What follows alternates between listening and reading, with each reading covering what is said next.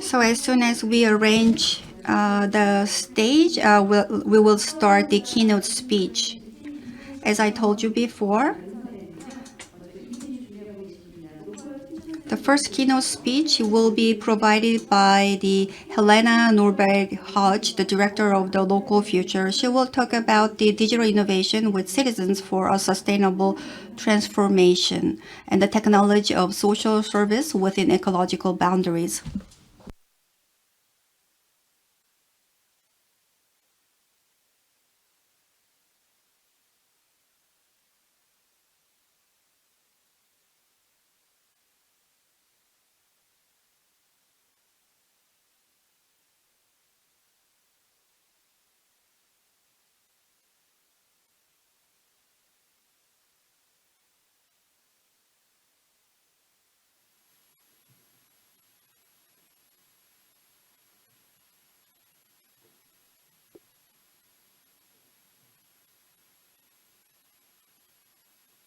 I'm very honored to.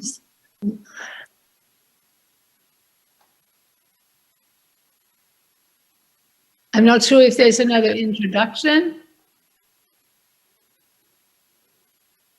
No. So this is your cue. Please go ahead. All right. Thank you. I'm very honored for this opportunity. Very grateful for the leadership that the Jeonju government has been taking for all of these years now. This is our 8th international conference, and we are really wanting the world to recognize that you have taken the lead on this very important grassroots movement. It's a people's movement. It's what people want because they want their happiness. And what do they need to be happy? It is now becoming more and more clear that people long for connection, for community. And in your work in Jeonju over these years, you have helped to develop local food systems, you've experimented with local currencies, you have really tried to do what you can in an economic climate, which makes it very, very difficult to do what is truly needed for people and the planet.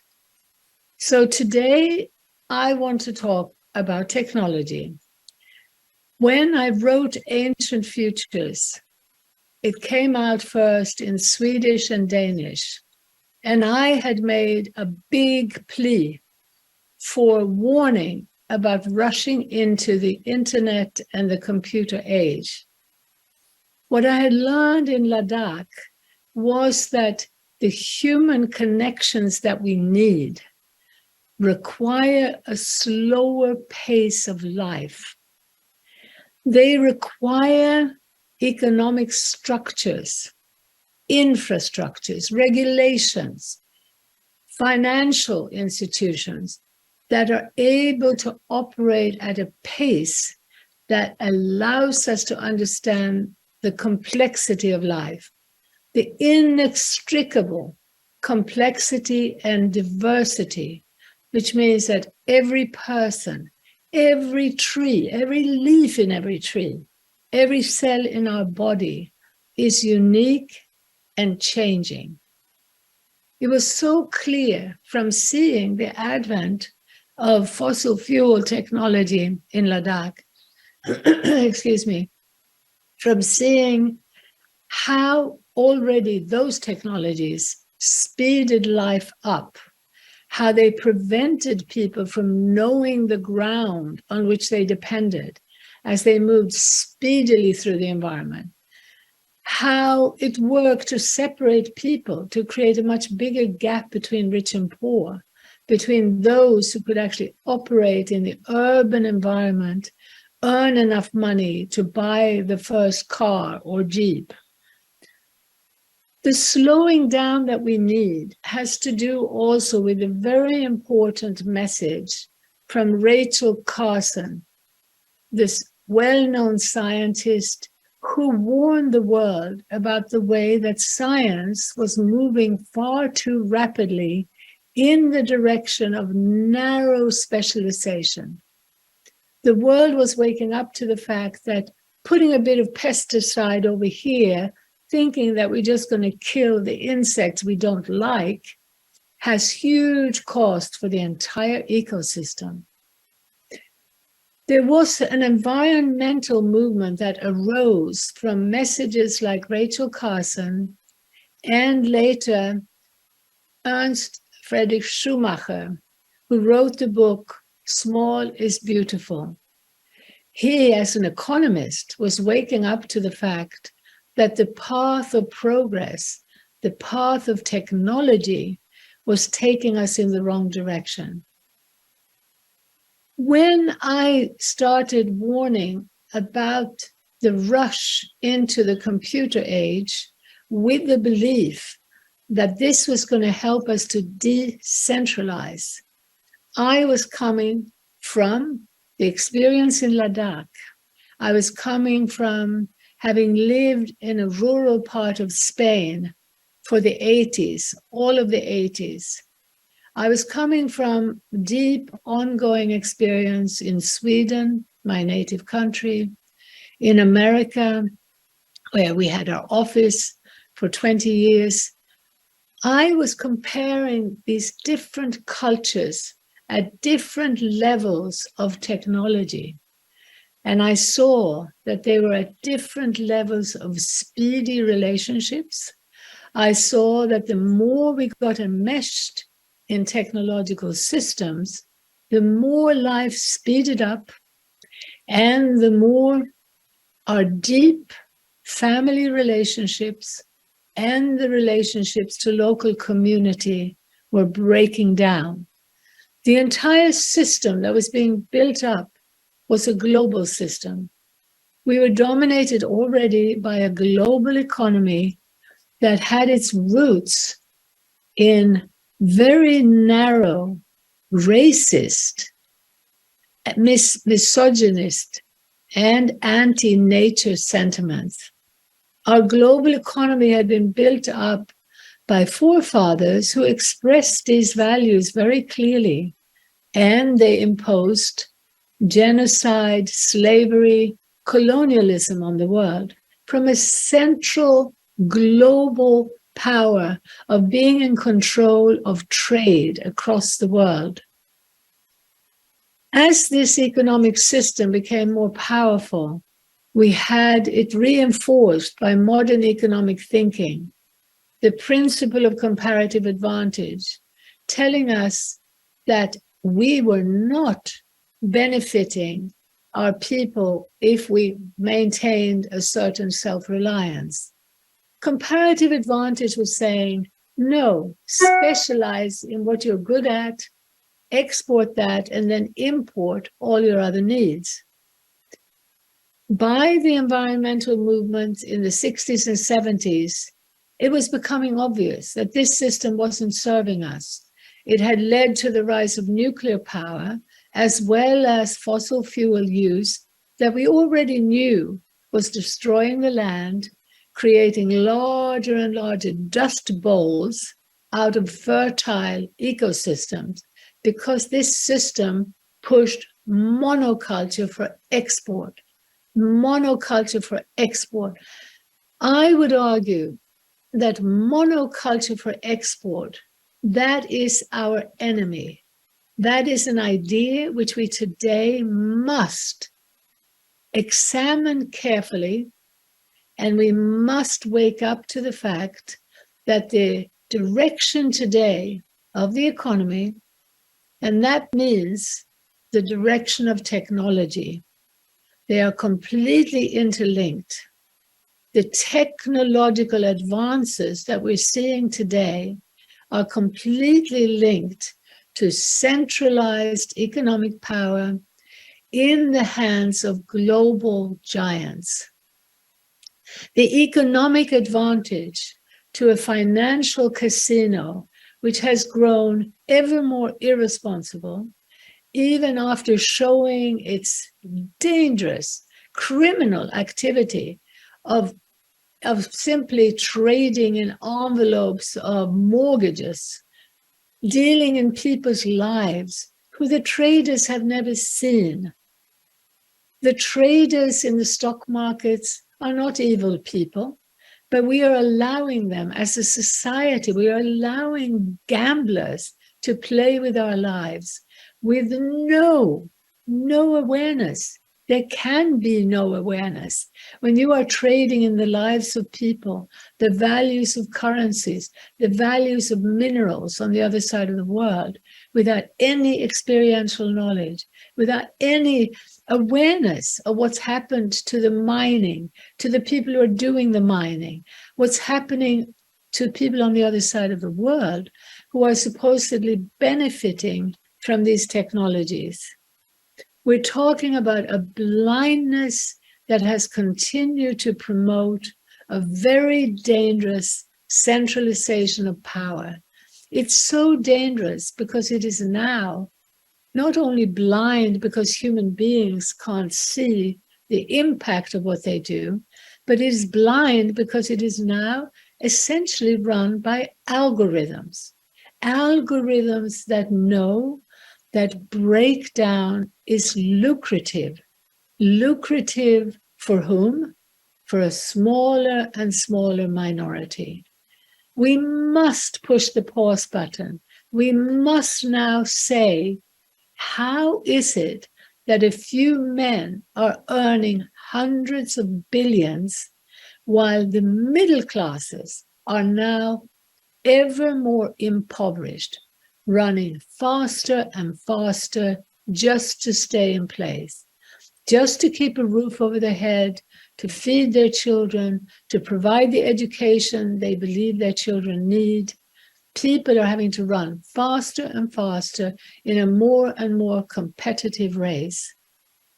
Why the speed? Why the centralization of wealth? It's inextricably linked to the marriage between globalized economic power, not just in the finance industry, in that casino, but also in the giant industries that are free to operate globally.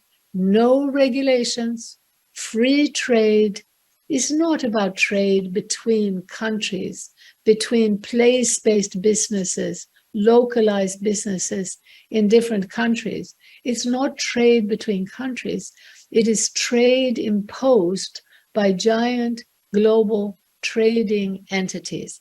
Now, most people in Unilever, most people in Monsanto are not necessarily aware of this because we are allowing such over-specialization, such centralization that almost no one is responsible for stepping back to look at the global picture, to look at it in an honest and open way without blaming individuals, individual corporations, individual governments. This is not about anger. It's not about blame. If we think we can blame individual entities, we simply haven't seen the big picture. We haven't seen how most people have gone along with this path. They have believed that growth, GDP growth, is in their interest. Even though when you step back and look at the big picture, you will see that GDP grows with breakdown. If we all get cancer and need chemotherapy for years and years, it's good for GDP. If we plant a garden, eat healthy, fresh food, and are healthier, it's bad for GDP, very bad, especially because the global food economy, it gets rich by importing and exporting identical products in the name of global trade, benefiting nation states. Governments are doing everything they can to subsidize the global infrastructure, to enlarge the ports, the airports, and now the information infrastructure that services and supports giant global businesses that centralize power and that now essentially give governments the marching orders. Governments have become so poor vis-a-vis global business and banking that they are all now going and asking for PPPs, public-private partnerships. Can we please have a partnership? So we will build this infrastructure together because we can't afford anymore to lay out the red carpet for you. Now, it could be easy to say, well, let's blame all governments. You know, everyone in government, they're obviously to blame. They're obviously greedy, selfish people. No, it's not as simple as that. But it is very clear that when we step back to look at the big picture, that our governments are not acting in the interest of the well-being and happiness of people, and they're not acting in the interest of the well-being and the happiness of all that lives. They're not acting to support flourishing life. I would argue that this is primarily because of blindness, because, as I said earlier, Rachel Carson warned us in the 60s that we are going very dramatically in the wrong direction. In the 60s. I had a friend, George Wald, Nobel Prize-winning biologist at Harvard, who also in the 80s was telling me, yes, Helena, we're continuing to go in the wrong direction. Biologists now can't even speak to each other. They don't speak the same language.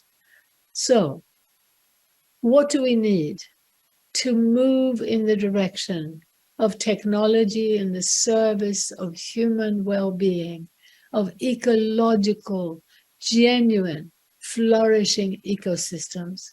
What do we need to do? Number one, the action is about big picture activism. We all need to, we owe it to ourselves, we owe it to our children. The Jeonju government owes it to its people and to yourselves to step back and have a much more honest look at the link between technology and this economic centralization that we have been discussing for the last 8 years. It's an economic centralization that is built on blindness, it breeds further blindness, and it imposes monoculture, human monoculture, biological monoculture. That is death. Life is diversity. It's a fundamental principle of life. The change of life, the constant change and evolution of life is being halted by a man-made system that believes that it can control life, that now has the arrogance to believe that we can live forever, that we are going to fuse humans with technology. We are now going to go off to Mars to fight over minerals. And now we're allowing private corporations to lay claim to those minerals. It is a madness, but we are all to blame. We are trapped in a system that unless we really, in many cases, it requires illness, it requires death in the family, it requires a major emergency to get people to pause, to stop, to reflect on the big picture. But that's what we all need to do now. We have, at this moment, a choice between continuing down a path which over the last generations, and we're really talking 500 generations, has proven itself to be so destructive. But we have not been allowed to see that because the masters of the universe have told us that progress through technology makes our lives better. We have today an epidemic of young people suffering from addiction, depression, suicides across the world, in Ladakh, where it was virtually unknown. Suicide among young people, struggling to compete in this speedy urbanizing system that is going to take us into 100% urbanization, AI-dominated cities, farming with robots, and this will be death to ecosystems and death to the human spirit, to the human soul, because it cannot It cannot respect and work with life. That monoculture will not work. We are so near to seeing clearly that it's not working already. Can we please wake up at this moment and say, let's look at the bigger picture. Let's examine the link between the epidemics of suicide among young people and technology. Evidence is mounting every day that human beings long for connection to life, to other people, to nature, to the animals, to the plants. We have many demonstrations all across the world in the localization movement of what happens when people are allowed to slow down, to connect deeply. And by the way, the deep connection requires intergenerational connection, the youngest and the oldest. We evolved in human scale groups where the oldest and the youngest were deeply connected. Everyday life, everyday economic activity involved the oldest and the youngest together. These relationships are inherently collaborative. They inherently reduce the fear of aging. They inherently create an atmosphere where children thrive. They are seen, they are heard, they are appreciated, they're loved by a larger group. The nuclear family was shaped by the techno-economic system that extracted profit for the few at the expense of the many. We will not come back to the extended family, the deep ecological reconnection overnight. But I am witnessing small groups of people who are doing precisely that. We have ample evidence now of how even torture victims, depressed people, hardened prisoners thrive when they are enabled to slow down in collaborative community structures and reconnect to life. This is why the local food movement, the global local food movement, is the most important demonstration of what we need to see, of what we need to highlight, what we need to be aware of. Big picture activism would have as its number one that examining what's going on around the world from this bigger picture, going back to our earlier stages before progress, so-called progress, to see a baseline that is honest. That past was not perfect. We don't need to go back to the ancient for our future, but we need to understand the ancient. We need to understand the arc of history to today rapidly change policies to ensure that these communication technologies that we are using today, right now, are tools of real exploration, real information exchange, rapid, deep exchange to support a shift where technology will not be used for business. It will not be used for business for quite a while, because as a servant to the financial casino, as a servant to the path where a few people make hundreds of billions and the rest of us get poorer, this technology is a disaster for humanity. It serves rapid extraction of wealth, rapid extraction of resources, rapid extractive, slave-like labor conditions.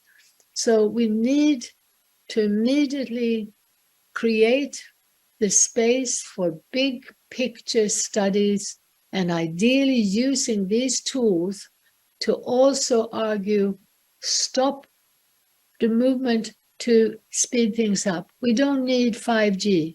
We don't need faster. Faster is killing us. Faster is linked to narrow. Broader is linked to slower.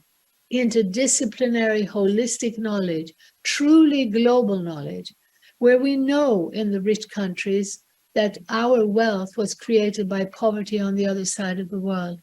But worse than that, it was created by a few very wealthy elites in both rich and poor countries. And on both sides, we suffered. In the West, the speed, the addiction to the internet, the trauma of 5-year-olds who feel that they don't look good on Facebook or Instagram or TikTok, 5-year-olds who are suffering from depression because of the screen. We must wake up. We must see the connections. We must support a slowing down that respects life, that respects the needs of our grandmothers, of our babies, of life, of all the animals, the plants that live, that need nurturing. On this crowded planet, we actually need people to care for the ill, to care for the living ecosystems, the forest, the fish in the sea, the food on the ground. We need more people out in nature because the machine path has done so much damage, blindly wrecking ecosystems, clear cutting, monoculture. The respect for diversity to nurture life back requires many more people on the land. We should immediately be halting policies that replace people with technology.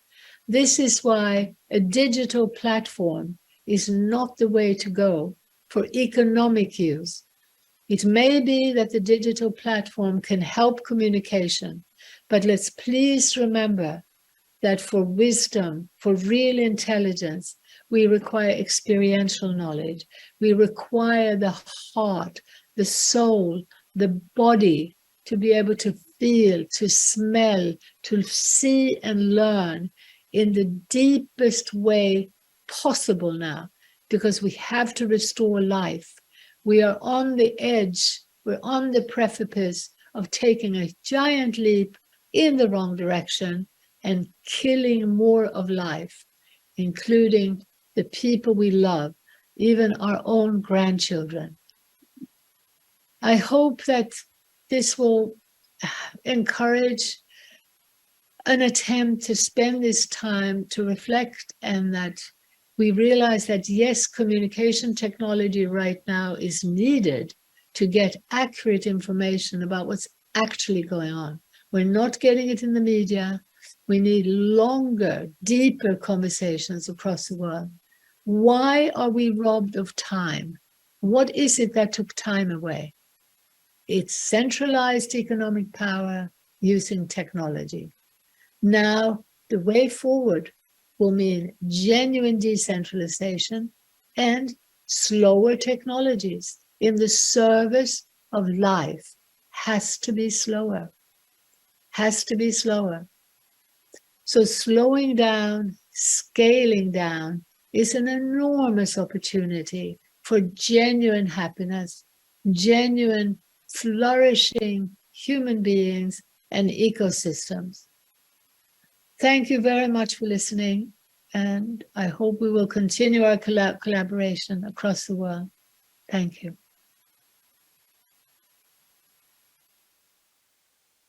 네, 첫 번째